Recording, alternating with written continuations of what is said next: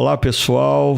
Bom dia, boa tarde, boa noite, dependendo do momento em que você acessar mais esse podcast do nosso Reino Office, um espaço que nós temos usado para conversar sobre os desafios na vida profissional, no mundo corporativo, principalmente na perspectiva daqueles que assumiram a caminhada com Jesus como seus discípulos e têm a compreensão de que eles existem e trabalham por um propósito maior.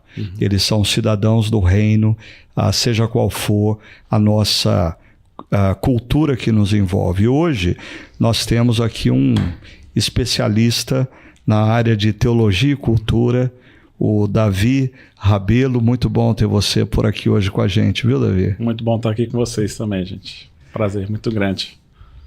Eu tenho um carinho muito grande pelo Davi.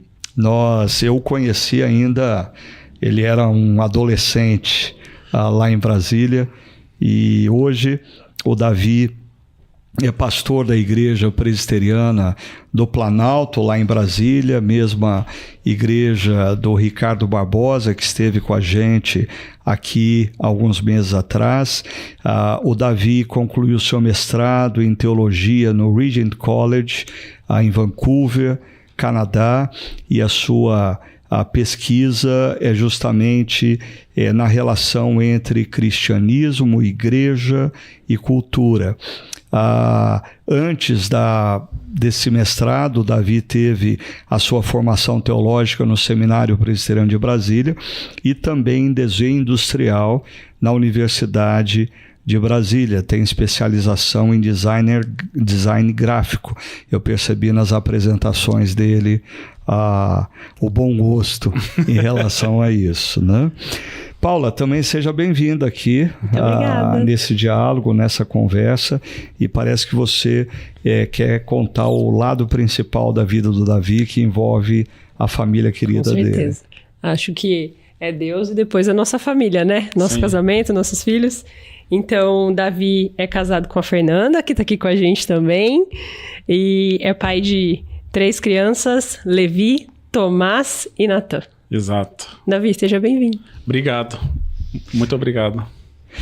E Davi, então vamos conversar um pouquinho sobre essa dimensão que você nos últimos anos tem se dedicado tanto a compreender sobre a relação do cristianismo e a cultura. Parece que, assim, ao longo, pelo menos da história recente, cristãos vivem uma relação tanto quanto antagônica com a cultura. Ora, eles se isolam da cultura, ora eles se deixam consumir e engolir pela cultura. Você podia nos ajudar a compreender, para você, o que é a cultura humana? Eu acho que esse é um aspecto importante que a igreja precisa trabalhar hoje, porque de fato a gente vive sempre nessa dialética, nessa tensão entre afirmação e antítese com a cultura, né? Não tem como a gente escapar disso. Quando a gente fala de cultura, a gente não está falando de algo que é monolítico, sólido, algo que a gente possa ou abraçar tudo ou fugir completamente dela, né? Tem um autor que eu gosto bastante, chamado Andy Crouch. Ele tem um livro que, infelizmente, ainda não foi traduzido para português, mas no inglês é Culture Making, né? Criando cultura ou fazendo cultura. E ele fala que a cultura é o que fazemos do mundo e como damos sentido ao mundo. Essa é a definição simples dele. Então, para ele, a cultura vai muito além da questão das artes, ou do cinema, ou que está na mídia, e que geralmente nós, como cristãos, temos talvez mais dificuldade em lidarmos com essas realidades, achando que dá para a gente, de alguma maneira, se isolar ou se afastar. Mas ele fala que não, a cultura é tudo que nós produzimos. Nós produzimos cultura quando nós criamos uma mesa, a cadeira, quando nós, de alguma maneira, administramos a energia elétrica, criamos instituições. Então, não é algo que a gente pode descartar. Nós vivemos imersos em essa realidade, ou seja, nós pegamos aquilo que Deus criou no princípio e nós transformamos em algo. E isso faz parte da vida humana. Então, nesse sentido, não tem como a gente fugir da cultura, porque a linguagem faz parte da cultura e nós dependemos disso, né? Agora, ele fala também que a cultura não se trata simplesmente de ideias. E muitas vezes nós, como cristãos, achamos que temos como missão a transformar a cultura, redimir a cultura ou mudar o mundo. E ele fala que isso não é um processo simples, né? Porque como não se trata de algo monolítico, nós vamos ter posturas diferentes, correto? Então, há elementos da cultura que nós criticamos. E ele fala que essa talvez é uma tendência natural de nós como cristãos. A gente vê um filme, ou uma série, ou um vídeo novo que sai de alguma personalidade no YouTube, e a gente tem uma postura geralmente crítica com relação a essas realidades. E ele diz que é um engano a gente achar que ao criticar a gente vai mudar, correto? Mas ele fala também que uma postura comum é nós consumirmos cultura. E, obviamente, todos nós consumimos, né? Vestimentas, alimentação, automóveis, e isso faz parte. Mas ele fala que tem um problema quando a igreja vive apenas numa dinâmica de consumo. E a gente vai importando essas dinâmicas para dentro das nossas comunidades e as nossas relações. Uma outra relação com a cultura, ele fala que muitas vezes a gente pode entrar numa dinâmica de simplesmente copiar a cultura. Então, na tentativa de sermos relevantes, nós como cristãos, pegamos algo que é produzido lá fora, damos uma roupagem gospel, uma cara cristã, e de alguma maneira a gente tenta apresentar isso com agora a mensagem do evangelho. Mas ele fala, olha, mas em última instância, o que Deus nos chama para fazer não é simplesmente criticar, consumir, copiar, é de nós criarmos cultura. Quando a gente olha lá em Gênesis, quando Deus nos coloca o homem e a mulher no jardim, ele dá um mandamento muito específico que é de cultivar e guardar, de criar cultura, mas também de preservar a boa estrutura e a boa criação de Deus. Aquilo que já existe, exato, se mantém. Exatamente. E acho que isso é algo que talvez a gente perde de vista às vezes, porque para nós sermos bons criadores, precisamos antes ser bons cultivadores. Muito bom. Antes da gente tentar produzir algo novo para oferecer para o mundo, nós precisamos conhecer como o mundo foi criado e por que ele foi criado. Então, um bom diretor de cinema é alguém que ele aprendeu a cultivar não apenas o senso estético, mas o apreço pela vida humana como um todo. E aí ele assistiu milhares de filmes. Então, se nós como cristãos temos alguma preocupação de alguma maneira participarmos ativamente da cultura, acho que a gente tem um trabalho grande a fazer de sermos bons cultivadores da cultura em primeiro lugar, entendendo que é o lugar onde Deus nos colocou para guardar, né? É intencional tudo começar com C, criticar, consumir, copiar, criar e cultivar. Eu acredito que sim, né? O Kraut, sendo um bom norte-americano, gosta das coisas que se repetem e tem uma estrutura bem definida e acho que até facilita, né? Na compreensão e na reprodução. Então, na sua opinião, assim, a nossa postura como discípulos e discípulas de Jesus, seja qual for a cultura, eu acho que tem um pouco da crítica, tem um pouco... É impossível você viver numa cultura e não copiar. Sim. Você está vestindo... e se você está vestindo algo, você está copiando. Sim. Né?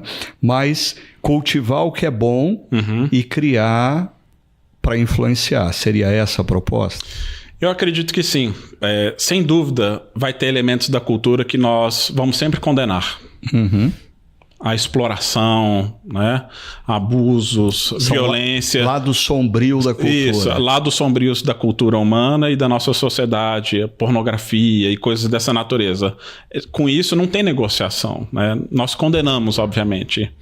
Há elementos que nós criticamos, que tem uma postura onde ora a gente vai concordar, ora não, ora a gente quer simplesmente ver aquela realidade florescer, né? Mas para sermos bons críticos, nós precisamos também sermos agentes de criação. Porque muitas vezes nós paramos nesse ponto.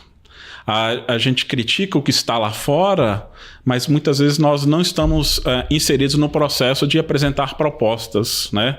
De produção, né? De ter uma alternativa a algum artefato cultural que está no presente. Então, e quando nós criamos e quando nós ativamente participamos desse processo, eu acho que isso nos dá mais credibilidade até mesmo para criticar.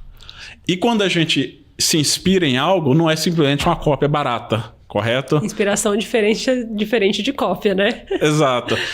O Picasso, ele falava que os bons artistas copiam, mas os melhores roubam as boas ideias, né? Bom, atribuem isso a ele, né? E se tá na internet deve ser verdade, né?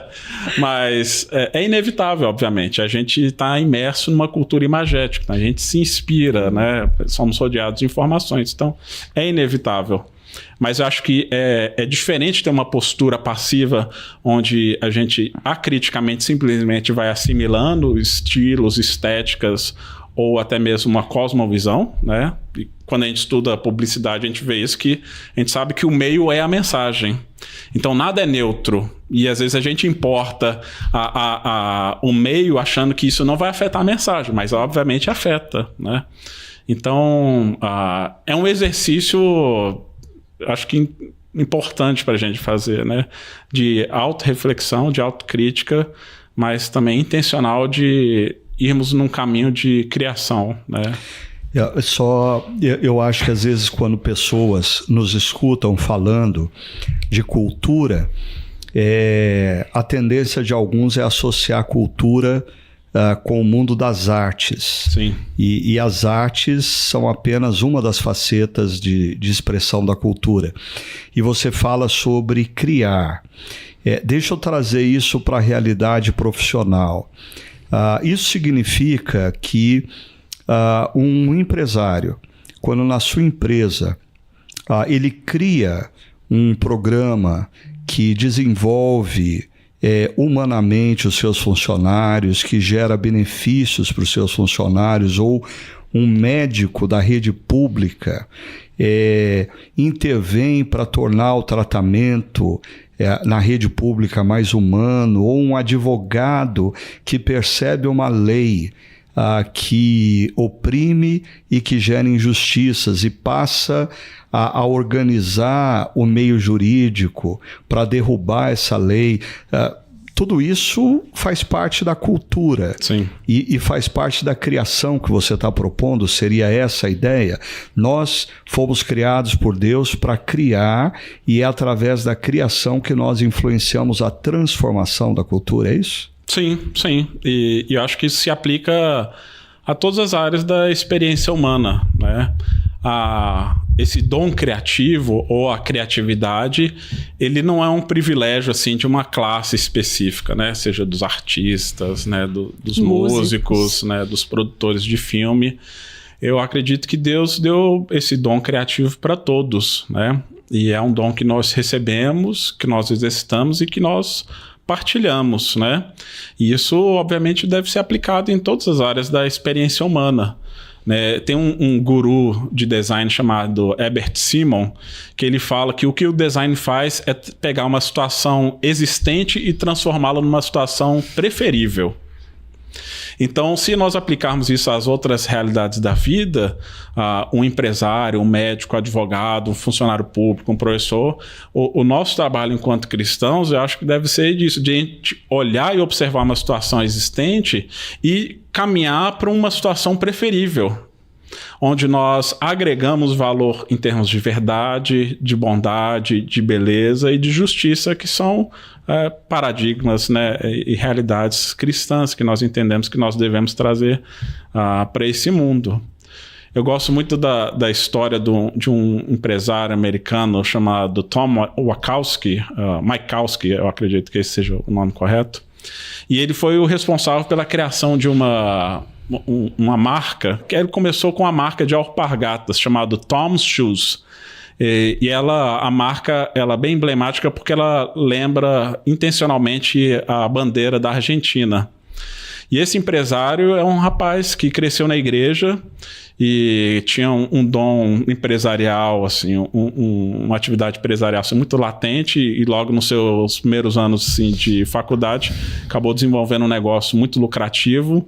Ele participou de um programa desses de televisão, onde ele viajava o mundo inteiro, ia sendo acompanhado por uma equipe, e ele passou pela Argentina.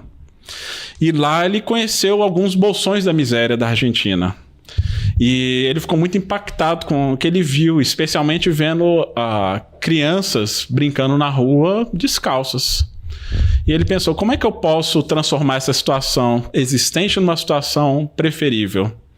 E ele via que algo da cultura que tinha ali no país era a cultura da alpargatas, né, que era um calçado comum, né, da Argentina, que usava-se desde as pessoas das populações mais simples até as celebridades, né, argentinas usavam esse tipo de tênis e de calçado.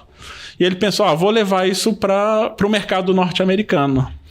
Mas, ao mesmo tempo que ele tinha essa veia empreendedora, os seus pais o ensinaram o valor da justiça e da importância do cuidado social. E ele pensou, como é que eu posso unir essas duas realidades? E aí ele teve a ideia de cada par de sapato que ele vende da Tom's Shoes, ele vai doar gratuitamente um par para uma criança carente em algum lugar do mundo. Começou na Argentina. E aí, desde a criação da marca, hoje ele já vendeu, acho que mais de 70 milhões de pares no mundo, e aí expandiu isso para outros produtos, como a armação de óculos. Então, cada par de óculos que ele vende, ele doa um par. Obviamente, isso para o mercado brasileiro é um desafio tremendo, né? Onde empresários estão lutando para sobreviver, né? Mas eu acho que essa mentalidade de pensar como que eu posso, dentro do meu próprio contexto, transformar uma situação existente numa preferível, eu acho que é algo que a gente tem que ter em mente enquanto profissionais, né? E é interessante você mencionar esses exemplos que são do mundo corporativo, de empresários, porque existe o perigo do empresário usar toda a criatividade dele para visar exclusivamente lucro. Sim. Lucro financeiro. E a gente está falando de nós fomos capacitados por Deus com o poder criativo e nós podemos usar essa criatividade para o bem comum. Sim. A gente pode usar, um empresário pode criar situações em que ele levante recursos para a manutenção da sua empresa, mas paralelamente ele gere benefícios para pessoas menos favorecidas e para os próprios funcionários que trabalham naquela empresa, né? Agora, Davi, pelo que eu estou entendendo aí, é possível, então, nós concebemos que cristãos podem atuar numa cultura a fim de transformá-la. Uhum. Não seria isso um triunfalismo? Eu acredito que sempre existe esse risco. E nós, como cristãos, carregando a mensagem do Evangelho e a grande comissão de Jesus, né? A gente, com frequência, a gente acaba abraçando termos como esse, né? De mudarmos a cultura, transformar o mundo, redimir o mundo. E a gente acaba carregando o peso nas costas de, não, nós vamos resolver pela força do nosso braço, né? Ou mesmo confiando que Deus vai fazer, mas achar sempre que nós somos o José do Egito, que Deus vai sempre nos colocar nos lugares mais altos, né? E aí sabemos que não é essa a realidade, né? Deus, ele nos chama para fidelidade, mas não necessariamente para o sucesso. Então, eu acho que é uma tentação muito grande de nós invertermos a lógica do Evangelho, onde de fato cremos que Deus, em Jesus Cristo, está fazendo novas todas as coisas, e isso envolve a redenção e a transformação, não apenas da vida humana, mas da cultura, das cidades, da sociedade e do mundo. Então, uma coisa é nós afirmarmos que Deus vai fazer essas coisas em Cristo, e outra é nós afirmarmos que nós vamos trazer o reino, nós vamos criar o reino e nós vamos redimir a cultura. Eu acho que isso foge do escopo da nossa missão, né? Não tá além das nossas capacidades, né? Então, tem um autor chamado James Davison Hunter, que ele escreveu um livro chamado To Change the World, para mudar o mundo.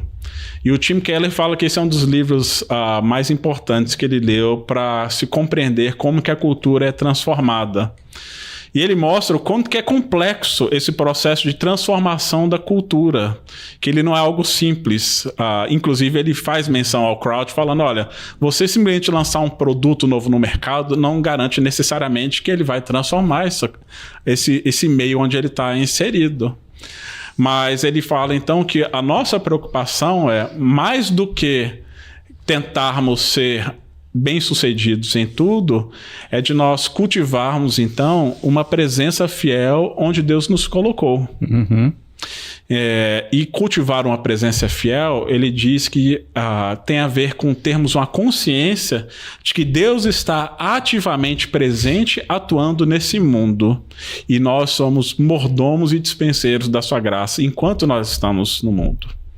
Então, para ele, a grande comissão, quando Jesus diz, ide por todo mundo e pregar o evangelho a toda criatura, ou fazer discípulos de todas as nações, o ide por todo mundo, para ele, não é apenas nós irmos para todas as distâncias geográficas, mas nós irmos para todas as realidades da matrix cultural, seja instituições que têm a ver com a verdade, com o ensino, né, instituições que têm a ver com a beleza, com o mundo das artes, ou com a bondade, com instituições que têm a ver com o direito, a promoção da justiça. Então ele diz, nós precisamos, enquanto igreja, prepararmos cristãos para atuarmos fielmente em todas essas áreas do conhecimento da experiência humana. Isso não significa que nós vamos mudar toda essa realidade, mas Jesus nos chama para sermos fiéis onde nós estamos. O trabalho de redenção está nas mãos dele, né? Não no nosso. Muito bom. Falamos até agora muito sobre criatividade, sobre criar. Então, a gente consegue entender que a parte de criatividade, criação é bíblico. Sim. Isso é para um grupo seleto? Isso é fácil de se desenvolver? Ou isso serve só para algumas pessoas, para outras não? Eu acredito que sim, é para todo mundo, né? Como eu disse antes, eu acho que temos uma tendência natural de achar que não, o dom criativo ele é exclusivo de um grupo seleto, né? Eu gosto muito de lembrar da história que está em Êxodo de Bezalel e Aholiabe, porque é a primeira citação nas Escrituras de pessoas que foram cheias do Espírito Santo. E eles eram artífices, artesãos, né? Eles não eram pastores, não eram profetas, não eram sacerdotes. As primeiras pessoas cheias do Espírito de Deus são profissionais, né? Arquitetos, artistas, encarregados de construir o tabernáculo. Então, a primeira metade do livro de Êxodo fala da história de Moisés, e Moisés é o personagem principal da história e carrega a narrativa até ali. Mas a partir de Êxodo 25, a gente tem profissionais responsáveis pela construção do tabernáculo. E eles vão equipar outros, né, trabalhadores para que haja esse espaço de construção e de adoração do povo de Deus em meio ao deserto. E ali a gente vê que a criatividade é um dom que eles recebem de Deus, mas ao mesmo tempo ele vem acompanhado de orientações. Então a criatividade ela não acontece fora de limites, né? E às vezes a gente acha que a criatividade é algo que é quando nós trabalhamos desprovido de qualquer tipo de cercamento, cerceamento ou regras, mas na verdade elas nos ajudam a florescer, correto? Então Deus fala para eles, olha, eu faço tudo conforme eu lhes disse. Se eu pedir para você fazer um desenho numa folha em branco, talvez você vai ter uma certa dificuldade até produzir alguma coisa, né? Mas se eu falar assim, não, Paula, faça o desenho de um cachorro, aí você prontamente vai começar a fazer esse desenho, porque nós precisamos de estruturas, de limites. Isso não quer dizer que vamos ter a criatividade cerceada, correto? Mas, ao mesmo tempo, a gente vê ali que a criatividade é um ato de generosidade, porque a gente tem um comissionamento da produção de beleza em meio ao deserto, e eu acho que todos nós, enquanto cristãos profissionais, temos essa missão de trazer para um mundo de escassez e de deserto a beleza do mundo de Deus. E isso se aplica em várias áreas da vida, né? Se a gente pegar os Salmos, quando diz que Deus alimenta as suas criaturas, que Deus é aquele que reforça as trancas das cidades, que Deus é aquele que sustenta a sua criação, né? O Tim Keller, usando o Lutero, ele vai dizer que a interpretação dos reformadores desses textos é que como que Deus alimenta, cuida e sustenta a sua criação, ele alimenta por meio do fazendeiro. Ele alimenta por meio do padeiro, ele alimenta por meio do caminhoneiro que traz o alimento da região rural para a cidade. É assim que Deus sustenta a sua criação e alimenta todos os povos. Como é que ele reforça as trancas da cidade? Através de boas políticas públicas de segurança, através das forças de segurança da cidade, né? Como que Deus multiplica a vida na terra, né? É por meio de relacionamentos, de casamentos. Então, as nossas vocações, Lutero vai dizer, que são como máscaras de Deus. Deus está agindo no mundo, mas ele usa todos. E a criatividade é um dom, então, que deve ser exercitado por todos, né? Trazendo, então, esse mundo de Deus para dentro do nosso mundo, né? Do mundo, obviamente, fragmentado, marcado pelo pecado, onde nós lidamos com as nossas próprias limitações, com as injustiças desse mundo, mas de alguma maneira confiando que Deus também age por meio dessas realidades. Muito legal. Só comentando, Ricardo, todo convidado que vem, eu gosto de sempre fazer uma pesquisa, dar uma stalkeada na linguagem de hoje, no nosso convidado, e eu fui assistir algumas mensagens do Davi no YouTube, e eu me emocionei muito com uma. Meu avô era um homem, ele morreu ano passado com 91 anos, e ele era um artista nato. E ele estudou até a 2ª série. E ele fazia muito material em madeira. E ele nunca estudou isso. E ele fazia umas artes, coisas lindas. Meu avô escrevia. E a gente publicou um livro dele até um ano. Mas quando meu avô morreu, a gente achou algumas obras, vamos usar essa palavra. E meu avô não se intitulava um homem frequentador de igreja ou algo do tipo. Mas ele escrevia sobre Deus. E coisas lindas, gente, que a gente falava, de onde saiu tanta criatividade? De onde saiu textos tão lindos? E até foi uma homenagem que nós fizemos para ele através desses textos que ele escrevia. Que legal. E uma pessoa que não tinha estudo, mas tinha a criatividade. Sim, sim. Essa história sua, Paula, traz luz para a gente também, porque muitas vezes a gente associa cultura com estudo formal. Sim. Né? Aquela pessoa tem uma cultura, a gente associa a informação, né?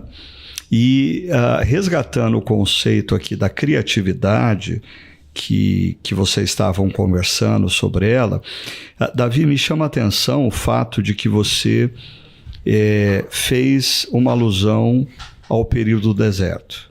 Como Deus deu a algumas pessoas o poder criativo para a construção do tabernáculo e todos os utensílios do tabernáculo. Mas o mesmo poder criativo dado por Deus para a construção do tabernáculo e utensílios é o poder criativo que foi utilizado para a construção de bezerros de ouro. Sim. Isso traria algum alerta para nós como discípulos de Jesus? Sem dúvida. Obviamente o nosso coração, a gente sabe que é uma fábrica de ídolos. no momento em que Deus está dando as tábuas da lei para Moisés, né? Dizendo, não terás outros deuses, está lá Arão ouvindo o clamor do povo e construindo esse bezerro, né? Uhum. Então, sem dúvida, todos nós, enquanto cristãos, lidamos com a tentação da idolatria. E a idolatria nos nossos tempos não é como daquele período de nos curvarmos diante de imagem. Pode até acontecer. Mas talvez hoje nossos maiores ídolos tenham a ver conosco mesmo. Nós vivemos numa cultura de celebridade, onde nós queremos ser reconhecidos, né? Onde nós queremos ter proeminência sobre as outras pessoas. Nós vivemos o que o Gene Peterson afirma de um serviço à trindade invertida.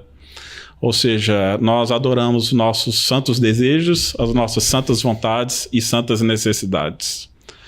E acabamos construindo nossas vidas, muitas vezes, em função dessas realidades, né? Então, a gente, obviamente, precisa desconfiar do nosso próprio coração, né?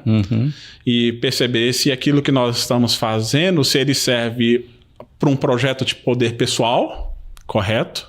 Se é um projeto de Babel, onde vamos construir uma torre e tornar o nosso nome conhecido, ou se nossas vidas estão num projeto de Pentecostes, onde o poder do Espírito vem para a promoção do bem comum.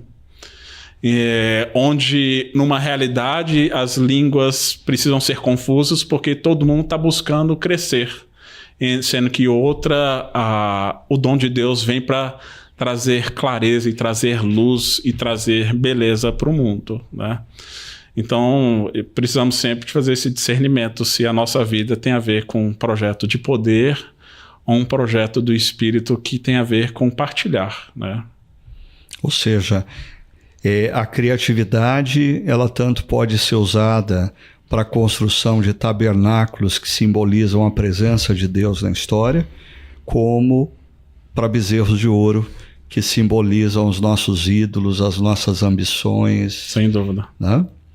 E o lugar do descanso nessa obra criativa? Assim, desde os anos 90 se fala muito do ócio criativo. Isso Sim. É mito ou isso é fato? O ócio criativo, né, desse livro do Domenico De Masi, né, ele fez muito sucesso, né, durante algumas décadas. Eu tenho um amigo que fala que o ócio criativo é a versão secularizada do Shabá cristão, né? Uhum. Curiosamente, eu li que a entrevistadora que acompanhou o De Masi na escrita desse livro disse que ele trabalhava mais de 20 horas por dia. Ele tirava cochilos de 3 a 4 horas. Então, era um workaholic, né? O homem. Mas ele defendia isso, de que para o ser humano ser criativo, você precisa de períodos intencionais de ócio, onde você vai focar a sua atenção em outras atividades. Então ele fala, um empresário que deseja ser inovador, não basta ele ficar preso dentro do seu cubículo ali, dentro da sua empresa, do seu ambiente, lidando com os mesmos problemas. Ele precisa intencionalmente sair desse ambiente para arejar a cabeça com outras realidades, para poder, de alguma maneira, trazer inovação ou mudança para esse cenário, né? Então, sem dúvida, precisamos do ócio e do descanso para aprendermos a ter não apenas criatividade, ideias inovadoras. Eu acho que parte da função de qualquer pessoa engajada no processo criativo é, na verdade, aprender a contemplar. E você aprender a contemplar, você precisa de pausas. E eu acredito que isso é uma dificuldade muito grande que nós temos hoje, né? Eu imagino você, como homem santo, não tem esse problema, né? Como um pastor já experiente. Mas talvez essa seja um dos grandes desafios nossos, porque a gente está ligado o tempo todo, né? Vivemos numa sociedade que prega o super desempenho, a competitividade. Nós estamos sempre conectados com nossos aparelhos, né? Hoje o home office faz parte da dinâmica da vida de muitas famílias, que tem seus aspectos positivos, mas por outro lado a gente está sempre antenado, né? E temos como o Shabá, não apenas como um princípio, mas um mandamento cristão que visa a preservação da nossa própria liberdade. Porque se chega um momento onde a gente é incapaz de dizer não, ou não é capaz de parar, significa que nós deixamos de ser livres. Voltamos a ser escravos, como o povo do Egito foi escravo. O que caracteriza o escravo é que não sabe parar, ou não pode parar de trabalhar. Então, quando Deus vem, tira o povo do Egito, leva para o deserto e diz, não, vocês vão guardar o sábado, o guardar o sábado não é uma conquista, é uma dádiva. E é uma dádiva para preservar justamente a liberdade do povo, onde eles vão ser ensinados de que eles não são os criadores, eles são criaturas. E eu acho que nós, numa sociedade que prega o super desempenho, precisamos aprender esse papel do descanso, né? Para nossa geração isso é muito difícil, né? É que prega-se muito fortemente hoje que para você ser um bom profissional, para ter um bom desempenho, você precisa ser um workaholic, né? Você não pode ter seu tempo de descanso. É lindo você trabalhar 17 horas por dia, né? Sim, não, a gente fala com muito orgulho, né? Minha agenda está muito cheia, né? E para você justificar um período de descanso, você precisa dar muitas desculpas, né? A gente foi perdendo essa capacidade das pausas, né? Eu já li uma ocasião, eu não saberia afirmar os termos técnicos aqui, talvez você tenha isso, mas que na nossa atividade cerebral, a criatividade, ela emerge justamente quando o nosso cérebro não está focado Sim. no trabalho ou no problema. Sim. Quando o nosso cérebro é convidado a contemplar, a relaxar, emergem normalmente as grandes ideias. Sem dúvida. Eu acho que isso acontece durante o sono ou atividades que a gente realmente não está focado, né? Eu não sei se isso acontece com você. Muitas vezes com certeza. É muito comum, por exemplo, eu passei a semana pensando numa pregação ou num texto e a gente acaba gastando muitas horas com texto, com o computador, com a Bíblia ou com alguma outra questão e a gente fica ali matutando nas ideias e pensando como dar sentido para aquilo que estamos lidando, né? E muitas vezes é no momento que a gente sai, ou no trânsito, ou no banho, ou dormindo, que de repente vem a ideia, né? Então, sem dúvida, para o florescimento da criatividade, a gente precisa deixar o cérebro descansar. Isso já foi assim até pauta de briga entre eu e Sônia, né? Porque assim, saí de férias. Sim. E estou caminhando numa praia. Aí emerge a grande ideia que estava faltando e eu volto, me assento, pego papel e caneta e começo a escrever. O que você está fazendo? Estou anotando uma grande ideia que emergiu aqui, né? Mas você não sabe descansar, mas é justamente às vezes esse tempo de descanso, de relaxamento que traz para você solução para problemas que você não tinha quando você estava focado no problema. Sim. É muito interessante isso. Sim. E eu acrescentaria, a gente estava falando aqui sobre o perigo de usarmos a criatividade para a construção de bezerros de ouro e não para tabernáculos. Talvez o sabá é fundamental para a gente não se perder aí, porque é o tempo para a gente refletir se a nossa criatividade está sendo usada para a construção de tabernáculos ou a gente começou a construir bezerros de ouro. Eu acredito que talvez um dos mandamentos que mais revelam se nós não temos outros deuses é a maneira como nós observamos o tempo. Se a gente é capaz de guardar o sábado ou não. Deixa eu fazer uma outra pergunta aqui. Sobre legado, porque eu acho que tudo que a gente está falando de criação, vem essa temática de como nós queremos ser lembrados, né? Os grandes artistas do passado são lembrados pelas suas obras-primas, pelas composições, ou cientistas são lembrados pelas grandes invenções. Como que nós podemos lidar de maneira sadia com essa questão do legado, sem que essa busca do legado se torne uma obstinação?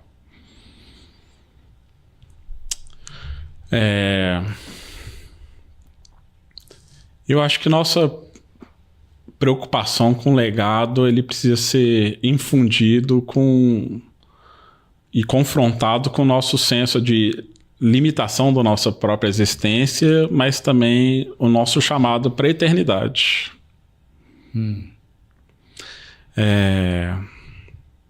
Eu acho que muitas vezes quando a gente pensa em legado, talvez por trás muitas vezes tem essa preocupação de construir um nome para nós mesmos, né? O que eu vou deixar para os meus filhos, ou como que eu vou ser lembrado, ou como que eu vou ser conhecido ou reconhecido, né? Mas por outro lado, eu entendo que, e pelo menos eu entendo que as escrituras nos apontam na direção de que o que nós fazemos aqui hoje tem reflexos para a eternidade. De que o nosso trabalho aqui não é em vão, que a gente não está simplesmente perdendo tempo aqui.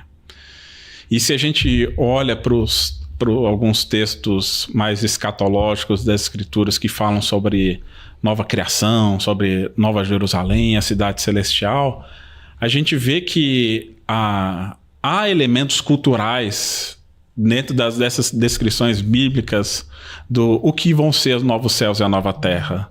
Não é um céu etéreo. Quando nós olhamos para Apocalipse 21 ou Isaías 60, nós temos a descrição, sim, de fato, do trono de Deus no centro da criação, mas esse trono vai atraindo pessoas, povos, tribos, nações, e com elas vão trazendo os seus artefatos culturais. Então fala do cedro do Líbano, fala dos navios de Tarsis. Os navios de Tarsis, se a gente lembrar da história de Jonas, é o navio que levou o profeta para longe de Deus. Então, de alguma maneira, até mesmo artefatos que eram usados de maneira talvez idolátrica e pecaminosa são transformados e redimidos de tal maneira que agora eles levam os filhos de Deus para dentro da Nova Jerusalém. Então, há um sentido de renovação e transformação da cultura que precisamos pensar que o nosso legado não se dá simplesmente nessa esfera, né, nessa realidade, mas pode ter reflexos por toda a eternidade. Você tá sugerindo, então, que na eternidade nós podemos ser lembrados pelo que nós fizemos na história?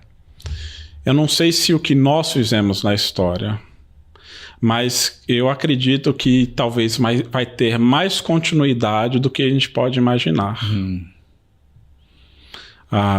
De fato, eu acredito que nós vamos nos reconhecer lá, né? Tem uma história que eu gosto muito, que é um pequeno livro do Tolkien, né? O Tolkien, muito famoso pelo Senhor dos Anéis, né?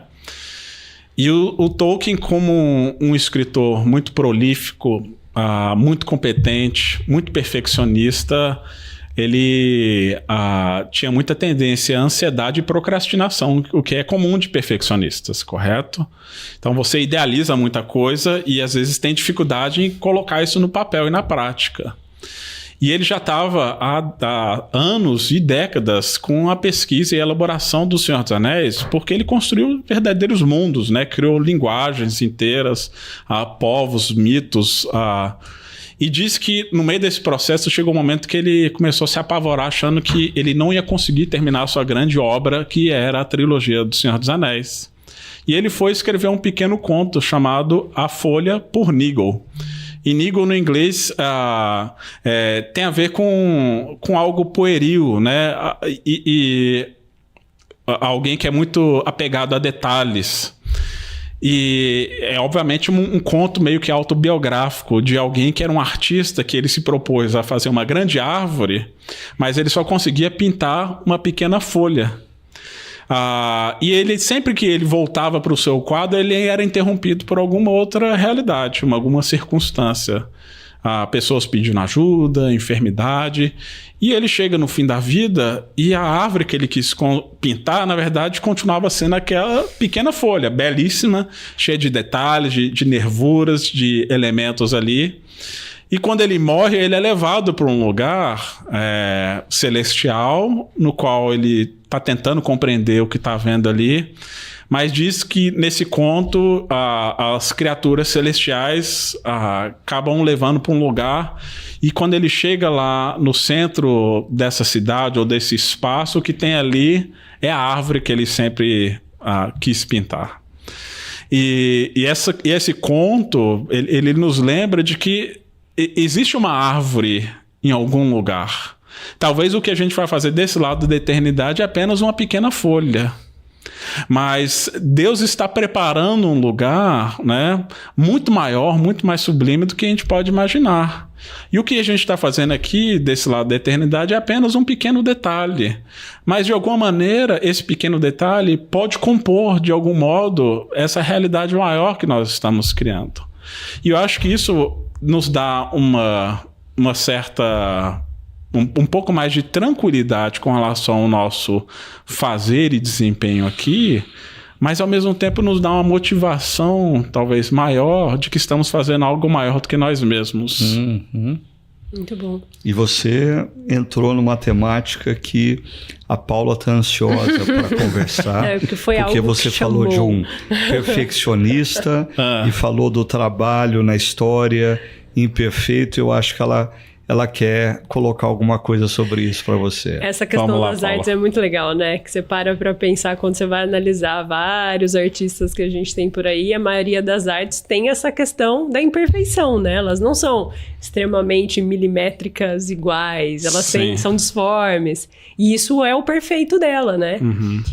Pensando nas artes e trazendo isso para nós, por que se na arte é lindo a imperfeição? Por que a nossa vida a gente busca tanto, incansavelmente, a perfeição? Eu acho que nas artes, talvez a gente herdou muito uma noção grega de perfeição. A perfeição, ela, no mundo grego, ela é muito diferente do que no mundo hebraico. Para o judeu não existe um mundo perfeito, existe um mundo bom, existe um mundo pleno de Deus. A perfeição no sentido bíblico tem a ver com completude, com inteireza, e não necessariamente com formas perfeitas, porque esse era o ideal grego e que eles carregavam de certa maneira um ideal imaginário de perfeição, e a gente de alguma maneira vai importando isso, né? Mas se nós pensarmos na beleza como completude, com beleza, eu acredito que sim, há espaço para nós enxergarmos as nossas imperfeições não como um problema, mas como até mesmo parte da estética, né? Você falou do seu avô, né, que ele gostava de entalhar madeira, né? Tem um dos grandes artistas que eu gosto, que admiro, que é um artista bastante popular na área de xilogravura, né? Que são artes, imagens feitas a partir da reprodução de... Você pega uma matriz de madeira que você esculpe, né? Entalha, né? E uma das grandes características dessa arte, e eu acho que faz parte da beleza dela, é justamente essa imperfeição, porque cada imagem ela sai diferente uma da outra, né? E eu, alguns anos para trás, comecei a voltar a fazer gravuras também, usando madeira, usando linóleo como uma maneira de reprodução de arte, que é muito diferente da arte computacional. Porque no computador, se você pega algo para criar, é muito fácil você ter um botão de delete. Você volta atrás. É muito simples no Photoshop você criar e você refazer. Mas quando você está lidando com a matéria bruta, seja madeira ou outros elementos naturais, você vai lidar com os nervos da madeira, que não aceita você fazer um entalhe em qualquer direção. Então você precisa respeitar a matéria que você está lidando. E para mim também, pessoalmente, lidar e sair de um processo onde eu fui treinado como designer e ia fazer muita coisa no computador e passar por um processo de ir mais para as artes manuais foi muito pedagógico para eu aprender a lidar também com as minhas próprias imperfeições. Porque você, nesse processo criativo, você vai lidar com a frustração. Você vai perceber que o seu ideal imaginado, ele não sai como você espera no papel. Mas, ao mesmo tempo, aquilo que você faz e que tem a sua mão, o seu traço, a sua marca e a sua personalidade ali, ainda que imperfeito, tem uma beleza que não pode ser reproduzida simplesmente pelo computador. Então, nós herdamos essa noção, mas eu acho que precisamos também resgatar esse conceito de que nós somos chamados para criar beleza, mas não necessariamente dentro de um padrão estético grego, né, de formas perfeitas. Acho que precisamos ampliar um pouco mais essa noção. Mas a sua alusão à tecnologia e essa sua experiência fazendo design no computador e voltando a trabalhar manualmente, me trouxe à mente uma outra realidade. Uhum. Talvez, e aí a minha pergunta é, a tecnologia, ela é fruto da cultura, fruto da nossa criação. E qual seria o lugar da tecnologia nas nossas vidas? Mas deixa eu dizer por que é da minha pergunta. Porque enquanto você falava, eu pensei em relacionamentos humanos. Uhum.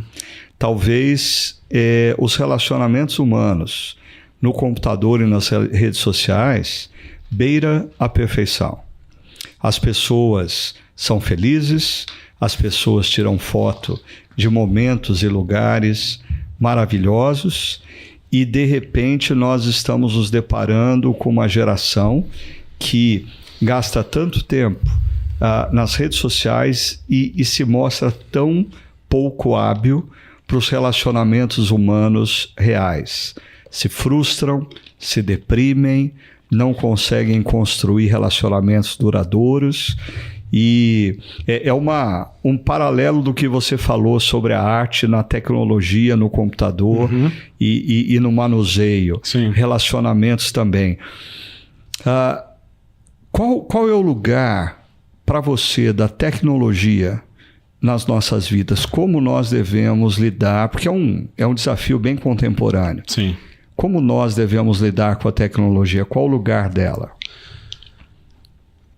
Bom, falar mais pessoalmente, né? Eu tenho, acho que, uma relação muito ambivalente com a tecnologia, de amar e ficar fascinado com qualquer lançamento, as novidades, mas ao mesmo tempo de uma certa, às vezes, uma repulsa, uma raiva, uma frustração, porque eu vejo o tanto que isso tem um potencial de nos prender dentro dessa realidade.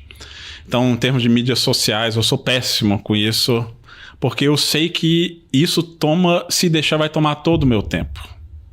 Ao mesmo tempo, eu acho que é uma ferramenta e um espaço que nos traz muitas possibilidades, como o que nós estamos fazendo aqui hoje, né? Mas, ao mesmo tempo, é um potencial enorme de nos escravizar, né? Justamente porque tem a ver com essa possibilidade de mostrar uma vida que não existe e de nós sermos validados por uma persona, por um personagem, né, que nós criamos. Por uma perfeição. Sim, que não é real. Exatamente. E eu acho que isso, cada um vai saber dizer o quanto que deve lidar, ou quanto se envolver, como lidar, né? Eu, pessoalmente, tenho a tendência eu vou fazendo um uso mais utilitário e talvez mais de consumo e crítica. Eu não sou tanto um criador de conteúdo digital, por assim dizer. Talvez as minhas criações são muito locais, em termos assim, eu prego para a minha comunidade local, produzo as minhas artes, mas eu tenho uma dificuldade muito grande de me vender ou de me expor. De vez em quando eu posto, os amigos me cobram, por que você não está mais nas redes ou faz mais isso e tal? É uma dificuldade minha, entendeu? Mas por entender as minhas próprias limitações, de eu saber o tanto que isso gera ansiedade, né? Preocupação, quem que vai comentar, como que vão comentar, né? Então é um desafio tremendo. E eu acho que isso, para as gerações mais novas, isso vai ser cada vez mais real, porque eu, pelo menos, cresci numa geração onde o celular entrou no meio do caminho. Nós estamos agora com uma geração que nasceu com o celular na mão, correto?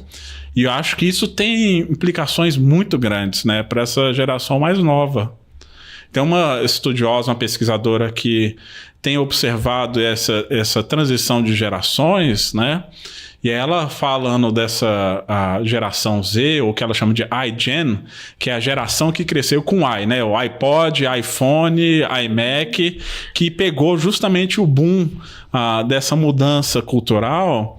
E ela diz que há uma correlação entre a popularização dessas tecnologias com também o aumento dos níveis de depressão, de estresse e até mesmo de índice de suicídio com relação a esse público e essa geração. E um dos motivos é as mídias sociais fomentam e alimentam uma vida perfeita. Mas o adolescente olha para a imagem de uma menina, de um garoto com um corpo perfeito, com a vida perfeita, com a viagem dos sonhos, com a vida de consumo invejável, e percebe-se que na realidade a sua vida não é nada comparado com aquilo. Então lida com frustração, com inveja, com depressão. Então é um cenário complexo, né? E que eu ainda não tenho respostas definitivas para esse cenário. E vocês são novos, eu sou um pouquinho mais velho. E quando eu comecei a minha carreira profissional numa empresa, nós tínhamos um andar inteiro de um prédio que era o CPD, Centro de Processamento de Dados. Assim, um andar inteiro com máquinas gigantescas, barulhentas, um ambiente assim gelado ao extremo. E eu me lembro que eu era um adolescente e o discurso na época era: os computadores chegaram para que nós tenhamos mais tempo para viver. Né? Então, a promessa da tecnologia há 30, 40 anos atrás era: a tecnologia veio para nós termos mais tempo de nos relacionar. Sim. Eu acho que essa é uma chave que a gente precisa sempre pensar. Sim. Se a tecnologia nos rouba a oportunidade de nos relacionar, ela não serve para o propósito que ela foi criada inicialmente, né? Mas aí você falou sobre tecnologia, falou sobre iPhone, sobre iPod é coisa velha, revela que você já é de outra geração. Né? E mais uma vez você despertou a curiosidade da Paula numa outra dimensão aí. Diga lá, Paula. Minhas pesquisas. Em um dos vídeos que eu achei lá no YouTube seu, foi um ponto que me levantou muito e eu parava assistindo e pensava, falava, meu Deus, como pode? O símbolo da Apple é uma maçã mordida. Sim. Porque muitas marcas hoje em dia trazem ou remetem a algum símbolo religioso. A gente entende isso como uma ofensa, isso é algo que eles querem trazer de símbolo para a própria empresa, como um símbolo cristão. Esse vídeo que você menciona, né, tem a ver com uma pesquisa que eu fiz especificamente com a Apple, né? Eu acho que outras empresas, talvez elas entram um pouco nisso, mas eu acho que a Apple, ela faz isso de maneira muito descarada. Em que sentido? Ela se apropria de alguns elementos, não são necessariamente elementos cristãos, mas de símbolos religiosos que despertam para uma realidade, talvez que a gente pode chamar de transcendente, eu acho que de alguma maneira para vender o seu produto. Eu acho que no fim das contas é uma ótima estratégia de marketing, porque o que talvez o grande sucesso da Apple fez não é só apenas ter produtos que são bem embalados, bem produzidos, bem feitos, uma boa interface, né? quando a Apple surgiu, a grande concorrente dela era IBM. E a IBM era grandes processadores, nesse cenário aí que o Ricardo está falando, né? Uma sala de computação onde você precisava de especialistas para poder operar um maquinário como esse. Então as pessoas tinham medo, ficavam assustadas, né? O computador vai tomar o nosso lugar. Então o que a Apple tentou fazer, eu acho que de alguma maneira humanizar a relação com a tecnologia. Mas quando ela faz isso, ela aposta também de que ela deveria fazer apelos para, talvez, anseios mais profundos do ser humano, né? Esse senso de conexão, esse senso de transcendência. Tem um professor de design do MIT que ele tem um livro chamado Objetos Encantados. E ele fala que bons produtos de design, eles devem ser encantados. E encantados não no sentido de bonitos, encantados no sentido antigo de se remeter a realidades espirituais. A gente está falando de uma universidade completamente secular, de um professor que não é cristão, mas ele fala que bons produtos de design têm que apontar para um senso de onisciência, onipotência e onipresença, ou nos capacitar para irmos nessa direção. Eu acho que a Apple faz isso de maneira muito genial. Obviamente, a gente precisa reconhecer a genialidade deles, mas também ficar esperto com o que está por trás disso. Eu me lembro quando saiu o primeiro iPhone, já tem um bom tempo, isso foi em 2007, e a propaganda que a Apple utilizou para fazer o lançamento dela, a imagem, um cartaz, né? Era uma tela preta com um iPhone com a tela acesa, e obviamente foi o primeiro dispositivo, não o primeiro, mas o mais revolucionário em termos de toque, né? De tela. E era uma tela preta com a luz brilhante e um dedo indo na direção assim, e escrito embaixo: tocar é crer. E, obviamente, era uma alusão muito forte à cena de Tomé tocando na ferida de Jesus, né? De se eu simplesmente tocar, aí eu vou crer. E que é muito também semelhante ao quadro de um dos quadros de Caravaggio que representa essa mesma cena, né? Então, de fato, assim, um apelo à mentalidade do consumidor de que você não está simplesmente consumindo um produto, mas você está participando de uma experiência. E eu acho que as empresas pegaram essa sacada de que um homem secular, ele não é tão incrédulo quanto nós costumamos achar que ele é.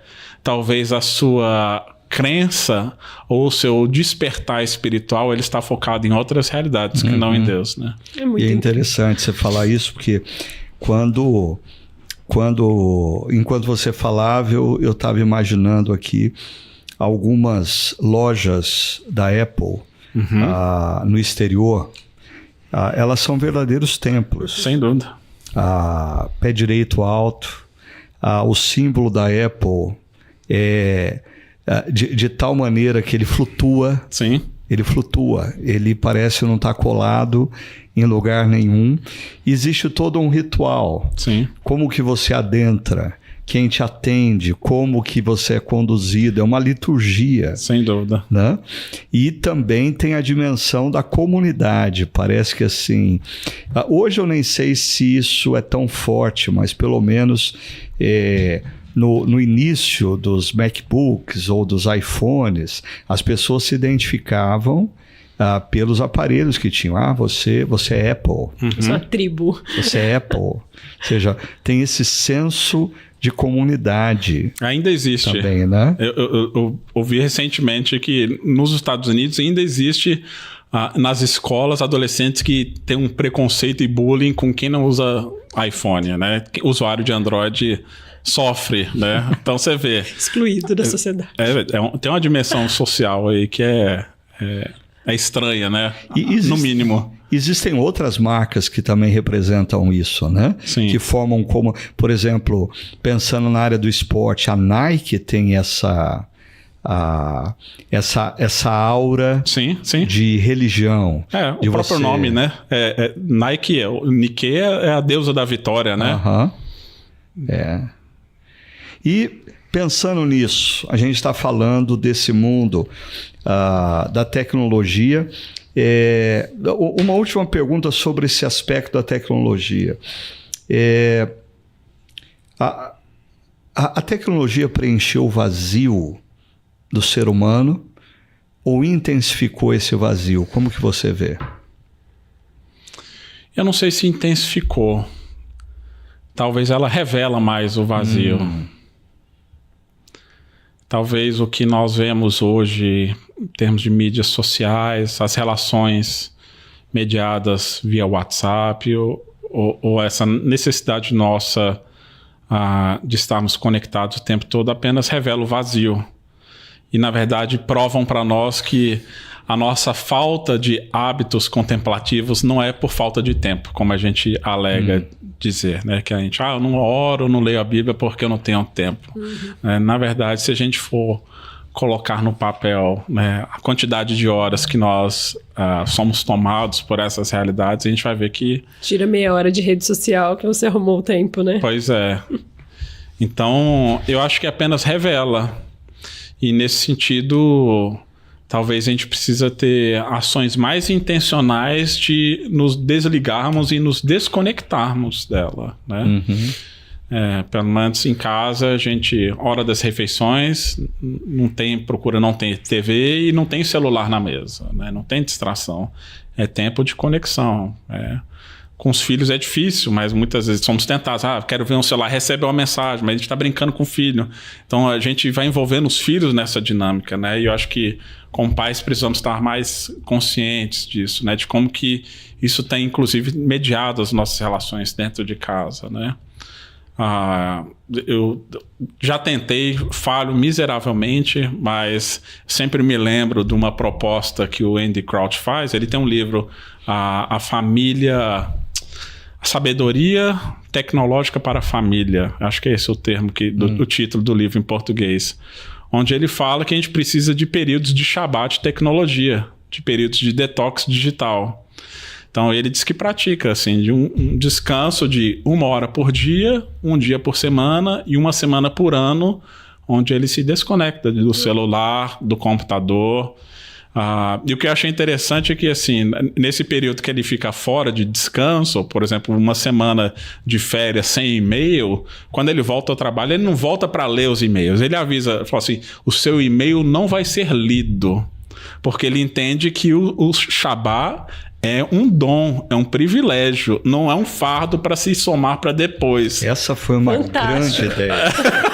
Então ele fala assim, o seu e-mail não vai ser lido. Então o que chega nesse período, ele diz que simplesmente selecione e deleta e acabou. Sabe se existe essa opção no WhatsApp também? Olha, boa pergunta. Mas eu tomei para mim que segunda-feira, que é o meu dia de descanso, eu não me sinto obrigado a responder nada do WhatsApp. Eu setei o meu celular para no dia de segunda-feira, que é o meu dia de descanso, eu só recebo notificação de familiares próximos. Então, se alguém precisa falar urgentemente comigo, vai ter que ligar mais de uma vez, senão não vai tocar. Simplesmente isso no meu celular. Então, eu acho que tem maneiras da gente se cercar de cuidados, né? Mas isso, obviamente, envolve mais intencionalidade nossa, porque acaba que isso está nos cercando, né? Hoje você tem tablet na geladeira, no carro, e a gente vai sendo, de alguma maneira, invadido por essas realidades. E, na verdade, nós que trazemos para dentro de casa, né? Engolidos, né? E pensando nisso, Davi, numa era tão secular e tão conectada, tão consumista, né? Até falando sobre mensagem, sobre Bíblia, é tudo conectado, não é mais papelzinho, não existe mais Bíblia de papel. Como que a gente pode pensar para a nossa vida em manter essa caminhada cristã, essa caminhada de fé, sem perder essa conexão? Conexão com Deus, com o próximo. Com Deus, com o próximo, com a igreja.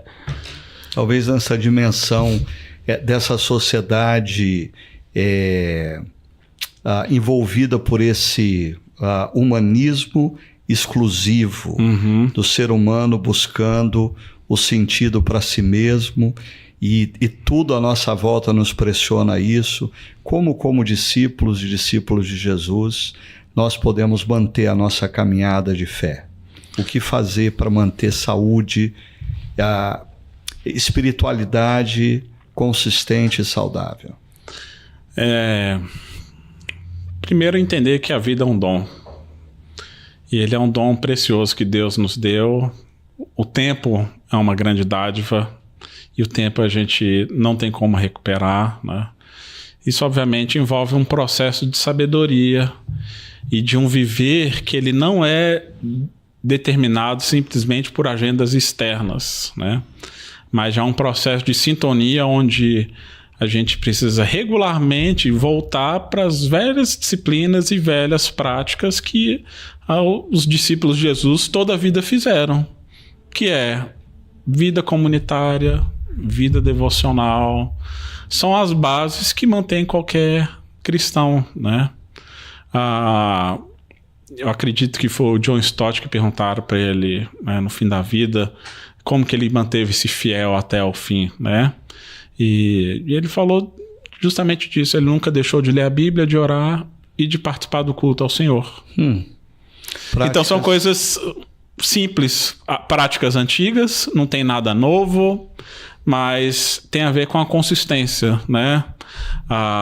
O problema é que acho que muitos cristãos acham que podem substituir essas realidades simplesmente consumindo outras coisas, ou trocar a vida comunitária por relacionamentos virtuais, né? Eu ouço o pregador tal, eu ouço fulano, eu sigo fulano, né?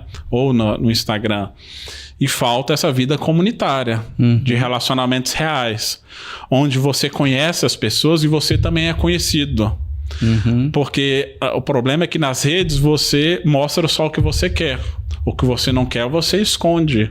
Mas na vida real, na dinâmica familiar e na vida comunitária, não tem como esconder quem nós somos. A gente pode até tentar, mas uma hora isso vem à tona quando se está vivendo dentro de relacionamentos verdadeiros. E eu acho que é dentro dessa relação que Deus nos chama. De um pastoreio mútuo, de um cuidado, onde quando nós estamos exibindo sinais de que alguma coisa não está bem, a gente tem um irmão que chega junto da gente e nos aponta para um caminho melhor, né? Ou diz, me fala mais sobre essa realidade aqui, deixa eu orar com você. Então nós estamos correndo o risco de perder isso, né?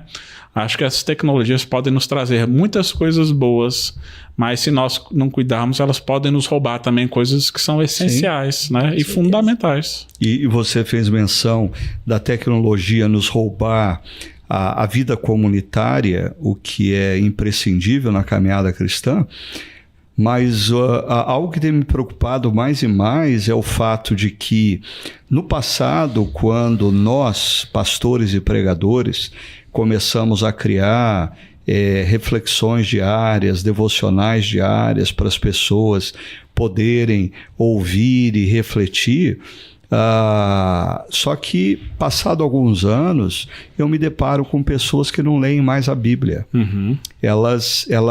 A reflexão delas é baseada na reflexão do pastor outro. Famoso. Sim. Do outro, ou seja, eles vivem uma relação com Deus por tabela. Então, não apenas assim a tecnologia pode nos roubar a experiência da vida comunitária, como pode nos roubar a experiência da leitura da palavra e de se ouvir a voz de Deus. Sim. Né? É um grande desafio. Bom, eu acho que a gente podia ficar aqui conversando ainda há muito tempo, muito legal, Davi, conversar com você sobre essas temáticas todas. Eu queria pedir para você o seguinte, como a nossa conversa aqui envolve cultura, tecnologia, caminhada da fé, criatividade. Gostei dessa visão que você trouxe para a gente sobre o que a gente faz na história se reflete na eternidade, ou se tem continuidade na eternidade. A sua última palavra para o pessoal que nos acompanha. Você podia dizer para eles, gente que está envolvido na sua caminhada profissional, procurando ser um discípulo, uma discípula de Jesus, onde eles se encontram, a sua última palavra para esse pessoal. Bom, acho que a minha última palavra seria talvez algo que eu já tenha falado, mas nosso chamado é para a fidelidade e não para o sucesso. Sermos fiéis ao chamado de Jesus para a nossa vida. Isso significa sermos fiéis com os nossos recursos, com o nosso tempo, com os nossos dons, com aquilo que Deus confiou a nós em termos do nosso trabalho. O que Deus vai fazer disso, aí é graça dele, né? E o que nós fazemos, nós levantamos e ofertamos a Deus na esperança de que Ele vai, de alguma maneira, usar e transformar essas realidades para um bem maior. Joia. Muito obrigado, Davi, por esse tempo com a gente, esse tempo precioso. Queria agradecer a Paula também, nesse bate-papo gostoso que a gente teve, e convidar você para acessar outros temas do nosso podcast, todos eles relacionados a essa caminhada nossa como discípulos e discípulas de Jesus no mundo contemporâneo e desenvolvendo as nossas atividades profissionais conectados com o nosso Deus Criador. Que Deus abençoe grandemente a sua vida e até o próximo podcast. Tchau, tchau.